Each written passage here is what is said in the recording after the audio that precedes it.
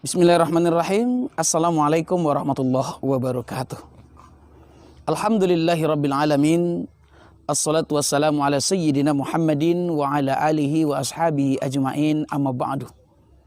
Saudaraku seiman dan seakidah dimanapun berada, hari ini kita berjumpa kembali pada Ramadan 1442 Hijrah.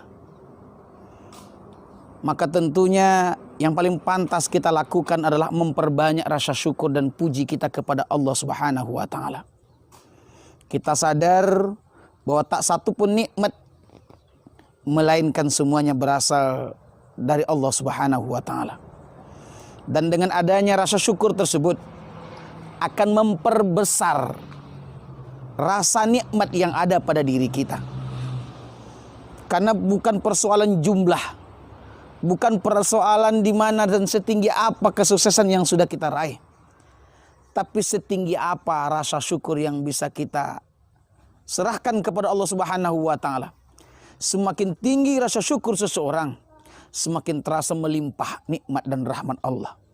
Sebanyak apapun nikmat yang sudah Allah berikan kepada kita, tanpa disertai dengan rasa syukur, maka nikmat itu tak membekas apa-apa, justru membuat kita semakin kufur di hadapan Allah Subhanahu wa taala. Kemudian salawat yang beriring salam dengan ucapan Allahumma salli ala sayyidina Muhammad wa ala ali sayyidina Muhammad membasahi bibir dan lidah kita, ungkapan rasa rindu kita kepada Rasulullah sallallahu alaihi wasallam, dengan harapan semoga hendaknya ulu salam kita dijawab oleh Rasulullah sallallahu alaihi wasallam dan kita berada pada barisan panjangnya Rasulullah sallallahu alaihi wasallam di yaumil kiamah nanti. Saudaraku seiman akidah rahimakumullah.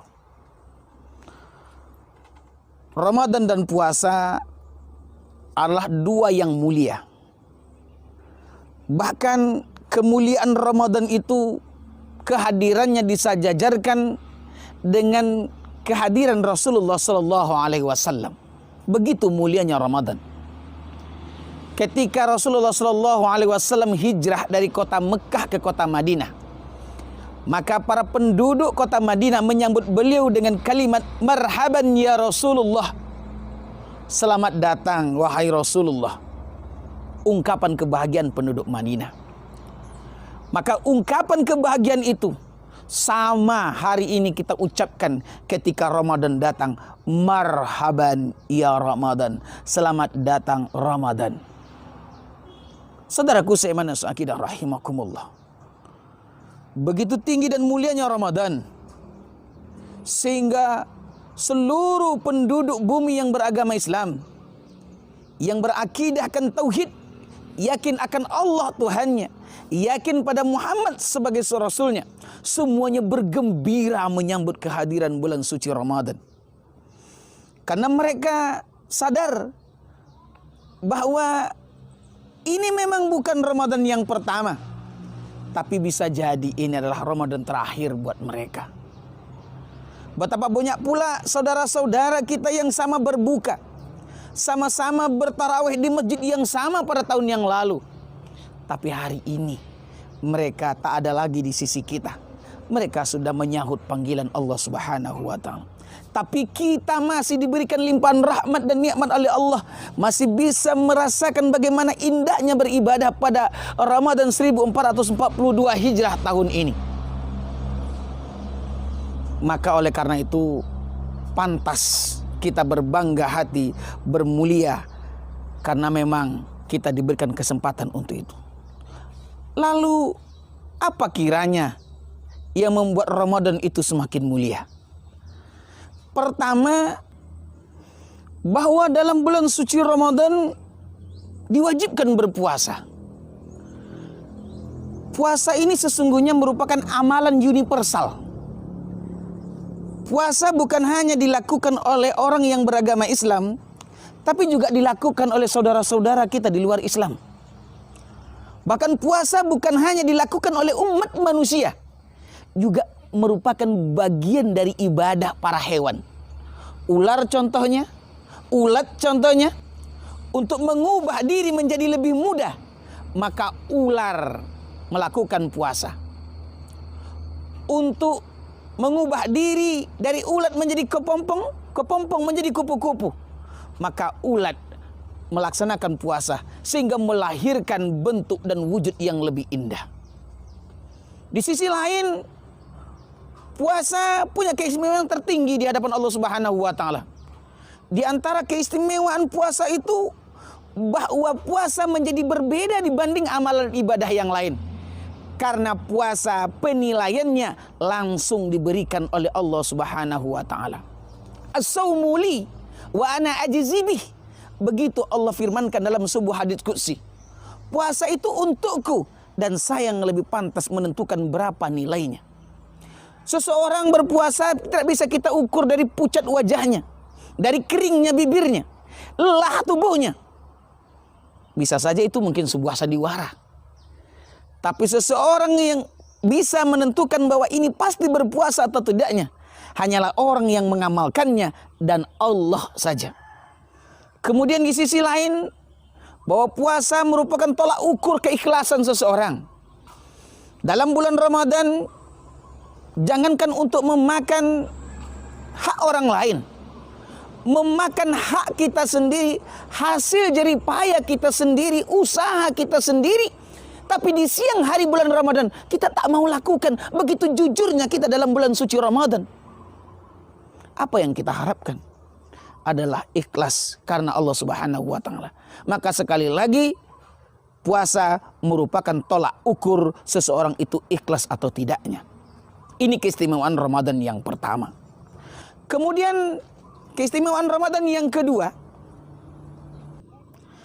yang membuat Ramadan mulia, karena di dalam bulan suci Ramadan diturunkannya Al-Quran. Syahrul Ramadan alladzi unzila fihi al-Quran hudan linnas. Bulan suci Ramadan merupakan bulan diturunkannya Al-Quran. Untuk apa Al-Quran? Hudan linnas, menjadi petunjuk pedoman hidup bagi manusia. Saudaraku seiman asyakidah rahimakumullah, apalagi mukjizat di muka bumi ini yang lebih besar melainkan Al-Quran. Al-Quran yang tak lapuk karena hujan, tak lekang karena panas, berlaku di setiap kondisi dan waktu, tak lekang karena zaman. Pada zaman apapun Al-Quran tetap berlaku. Dimanapun lokasi dan posisi dunianya, apapun budayanya, bisa disesuaikan oleh Al-Quran. Begitu agung dan mulianya Al-Quran. Al-Quran tidak hanya menyelamatkan kehidupan kita di dunia, tapi Al-Quran juga menyelamatkan kehidupan kita di akhirat nanti. Maka Al-Quran yang begitu agung dan mulia menjadi pedoman hidup bagi seluruh umat manusia. Ternyata dia diturunkan oleh Allah pada bulan suci Ramadan. Maka masihkah kita ragu untuk memperbanyak amal ibadah dalam bulan suci ini? Saudaraku seiman asyakidah dimanapun berada. Kemudian yang ketiga, yang membuat Ramadan semakin tampak lebih mulia lagi, karena memang dalam bulan suci Ramadan diturunkannya Lailatul Qadar. Maka Lailatul Qadar dalam Al-Quran jelas-jelas dinyatakan alfi syahrin, satu malam yang nilai beribadah pada malam itu sama dengan 1000 bulan. Atau kalau kita konversikan menjadi tahun, nilainya sama dengan 83 tahun. Kita tahu bahwa umur kita pada akhir-akhir zaman ini 50 tahun, 60 tahun, maksimal hanya 65 atau paling tinggi 70 tahun. Kalaupun ada lebih dari itu, maka jumlahnya tidak terlalu banyak. Maka dengan amalan satu malam bisa menjadi bekal kita di akhirat nanti. Karena kalau kita kaji ke belakang, sudah berapa banyaklah amalan yang sudah kita lakukan. Sedekah, berapa sih kita sanggup bersedekah? Kebaikan kita kepada sesama manusia berapa sih nilainya? Kalau itu kita andalkan untuk masuk surga, kita andalkan untuk mendapat dan meraih ridha Allah, kita andalkan untuk membela kehidupan kita di akhirat nanti, tentu akan sangat jauh. Jangankan kebaikan, kehidupan kita, perkataan kita, pikiran kita, hati kita tak lepas dari doa, dari dosa setiap waktu sepanjang masa. Tapi dengan beribadah pada malam itu, maka Allah tingkatkan nilai ibadah kita mudha'af, berlipat-lipat ganda tanpa ada batasan penilaiannya. Dan kita tahu betul bahwa Lailatul Qadar tidak diturunkan pada bulan-bulan yang lain, melainkan hanya diturunkan oleh Allah pada bulan Ramadan saja. Selanjutnya, keistimewaan Ramadan yang keempat. Pada bulan Ramadan disyariatkan beberapa amal ibadah yang tak disyariatkan pada bulan yang lain. Mana contohnya? Tarawih. Bahkan ada satu rukun Islam yang kita lakukan pada bulan suci Ramadan tidak bisa kita lakukan pada bulan yang lain, yaitu membayar zakat fitrah. Kenapa tidak bisa dilakukan pada bulan yang lain? Tentu ada rahasia di balik semua syariat ini, semua ketentuan ini. Tarawih kita 8 rakaat kah dia? 20 rakaat kah dia? Atau 36 rakaat dan lain sebagainya, sesuai dengan amal ibadah yang kita lakukan. Tapi pastinya itu hanya bisa kita lakukan pada bulan Ramadan saja, dan tak bisa kita lakukan pada bulan-bulan yang lain. Begitu juga dengan zakat. Zakat fitrah tak bisa kita lakukan sebelum Ramadan masuk, dan sudah hilang kewajibannya setelah Ramadan berlalu, lebih tepatnya ketika khatib turun dari mimbar saat salat hari raya Idul Fitri. Saudaraku semenas akidah rahimakumullah, Ramadan yang lalu sudah kita abaikan. Ramadan yang lalu banyak kita sia-siakan. Ramadan yang lalu cukup menjadi penyesalan bagi kita. Tapi andaikan dipanjangkan usia oleh Allah, Ramadan tahun ini jangan lagi kita sia-siakan. Karena ada satu pesan dari Imam Ali karamallahu wajhah. Kata beliau, orang yang hari ini lebih baik daripada hari yang lalu. Artinya amalan Ramadan kita tahun ini lebih baik pada Ramadan tahun yang lalu. Fahuwa rabih, maka kita masuk kepada golongan orang-orang yang beruntung. Tapi andai saja amalan Ramadan kita pada tahun ini sama dengan amalan Ramadan kita pada tahun yang lalu, maka kita tergolong kepada orang-orang yang magbun, orang-orang yang merugi, orang-orang yang tertipu.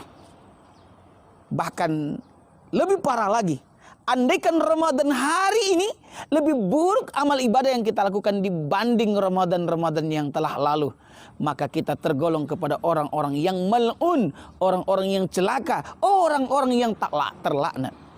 Kita jangankan untuk menjadi orang yang terlaknat, menjadi orang yang merugi pun kita tak mau. Semua kita ingin menjadi orang yang beruntung. Saudaraku seiman dan seakidah dimanapun berada, banyak lagi keistimewaan, keutamaan Ramadan. Namun rasanya tak mungkin bisa kita bahas pada waktu yang singkat ini. Yang pasti, andaikan yang 4 tadi bisa kita lakukan, bisa kita maksimalkan, berarti Ramadan tahun ini menjadi Ramadan terbaik, sehingga dia memberi bekas terbaik pula bagi kehidupan kita, bukan hanya di dunia, tapi juga di akhirat nanti. Saudaraku seiman dan seakidah rahimakumullah, demikian dulu pertemuan singkat kita pada kali ini. Semoga hendaknya kita bisa berjumpa lagi pada episode yang akan datang. Selamat berbuka puasa. Semoga amal ibadah kita diterima oleh Allah Subhanahu wa taala. Fa'tabiru ya ulil absar la'allakum tuflihun. Billahi taufiq wal hidayah. Assalamualaikum warahmatullahi wabarakatuh. Ramadan